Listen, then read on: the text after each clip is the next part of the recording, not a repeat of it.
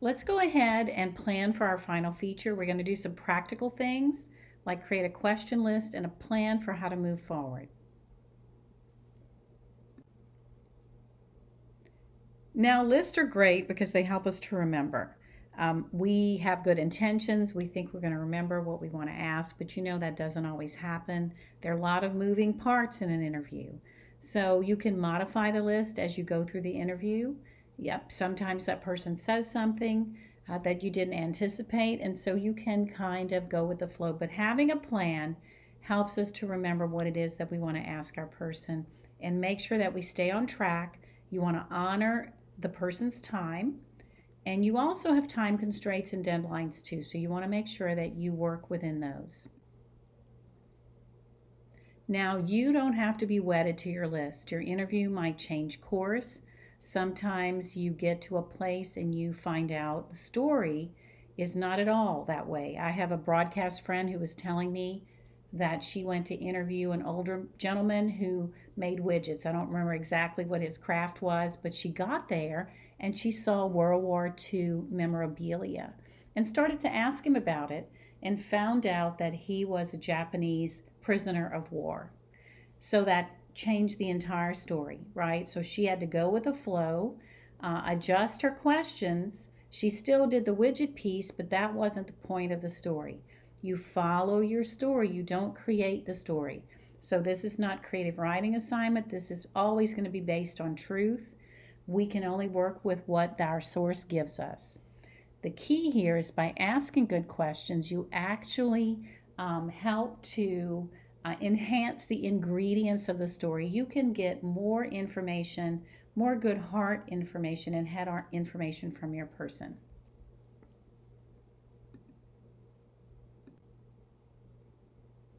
So here are some pointers that you want to remember from our previous discussions. What can you learn apart from the interview? What can you learn before you go so that you don't have to spend time on those types of questions? You can check the person's job website, blog site, social media site. What I would do though is make sure when you talk to your person that you double check to make sure this information is accurate and up to date and correct. Then you're going to create a list of closed-ended questions to answer those basics that you need to find out, and then create your open-ended questions. Those are your how and your why questions, sometimes the what. Again, that's the heart of your story. That's what you are going there to do. You are going there to help your audience to meet the person and to come away having developed a relationship with that person. Now, here's your homework. This is what you're going to do for me. You're going to answer 6 questions. The first one is, what is my story about? And you want to write that in one sentence. Here's what you're not going to do. You're not going to be general. My story is about LSU student Joan Jett who cooks food for people. That's great, but what in the deal? Why is she doing that? What's going on here? What's her deal? Right? My story is about Joan Jett, an LSU student who spends her weekends cooking meals for the elderly and shut ins in honor of her grandmother who did the same thing. That's a story now. Be specific, hit your target. This could change and be modified after you do your story, but at least you go in with an idea of where you're trying to land. The second thing you're going to do for me is create your question list. Write your list of closed and open-ended questions. You're going to lean heavily on the open-ended questions. Again, this is the heart of your story. And so you can bullet point this, you can number them. However you want to do that is fine with me. It can be single spaced. I'm really looking for the content here, and I'm not going to give you a certain number of questions because if I said 10, you're going to do 10. I want you to do what you need for the story. The third thing you're going to write, number 3, what are the questions you're going to ask your secondary source? So that's going to be just a few questions to show us the source's relationship to the subject, help us to understand that, and then what that person thinks or feels. And so this is someone who's watched the source go through the journey and can contribute some observer insights that we won't have because we haven't watched this journey. We haven't been part of this person's life as the person has pursued this job or hobby.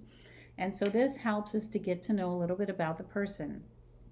Often in a story, you're going to have more than one secondary source, but for our purposes, we'll just have one here. But know that a deep story is never going to just rely on one. You're going to need some insights to give us different levels of knowledge of our subject. Now, think about what background information you need. What do you need that adds depth to the story, that helps us to understand the story? And you're going to plan a list of background information that you want to find out. And you can find out from the source or from the internet or from different places. This isn't complicated. Don't panic over that term at all. This is something that gives some needed information to help us understand. Good background information puts our subject in with a larger group. So, for example, if you are doing someone who works as a resident assistant in the dorm, so at LSU, Susie is one of 20 RAs who work in South Hall, and she's one of 200 at LSU. And here are the duties of RAs. Now, I can get that from somebody at Residential Life at LSU or even from the subject. But putting your person in a larger group, if that's possible, is a great way to add background and give us some depth of knowledge. If the person has maybe a disease, for example, then I can go to the American Medical Association website to find out about that. Now, you don't need footnotes for this type of story, but I would just write it simply. The American Medical Association on its website defines this as this, right? Or defines Jones's disease as that. So we always want to keep our story focused on our subject, right? So if we were doing Joan Jett and her cooking, we can ask her, what kind of food does she cook? What's her weekly schedule like? How does she fit this in with her other obligations for the week? How does she decide whom to visit? What need does she meet in her community? Maybe I can ask a coworker or someone else who has a ministry toward elderly and shut-ins to find out about Joan and how she fits into that bigger picture, right? How does she pay for her supplies? So a lot of this I can get from her, but that helps me to see her as she goes about her week. Now, none of us like problems, but as a media professional, you have to anticipate what's coming so you can be ready to turn and to meet that challenge. And so I don't want you to create problems that aren't there, but you need to think about what might be some challenges, and that allows you to pull plan B out of your pocket. So plan B, and nobody has to know that you use plan B, right?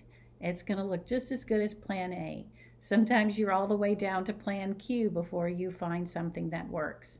But maybe your source is not internet savvy, so you'll have to work with that person if you want to do a Zoom interview or a FaceTime interview. Maybe your person works long hours, so you need to find a time that works for you. Maybe you work long hours and you need to find a time that works for you. So I want number 5. What are some possible problems that you might see, and how can you work those through?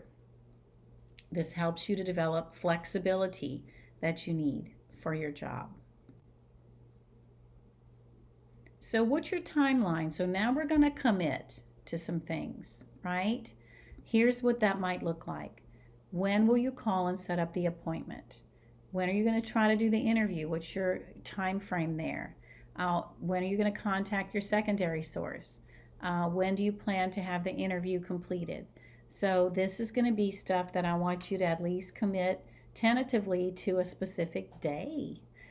Sometimes when you tell me I'm going to do it here, you kind of feel like, oh, she knows, maybe I need to do it.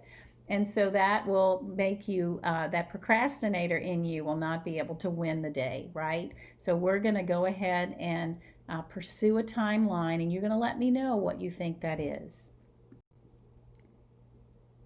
So some final thoughts. This can be single or double spaced. I'm really, again, looking for the content. Follow our submission instructions, and then I will have some really hard deadlines for you, so you want to check those out. And again, if you have questions along the way, because each one of us is doing a different kind of interview, different kind of subject, you might have some more specific questions about your topic or maybe problems you might encounter so we can work together through those to solve them.